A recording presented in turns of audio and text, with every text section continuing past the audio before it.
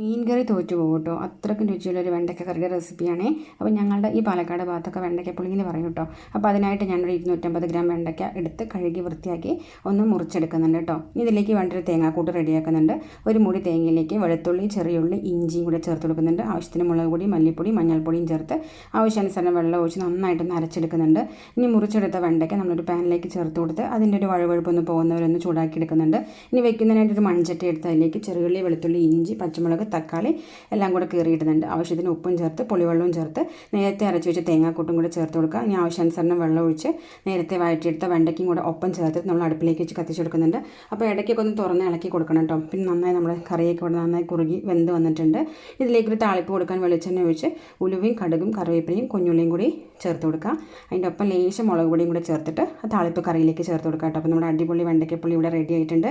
Combo ഉണക്കമീൻ പൊരിച്ചതാണ്. അപ്പോൾ എല്ലാവരും ട്രൈ ആക്കുക.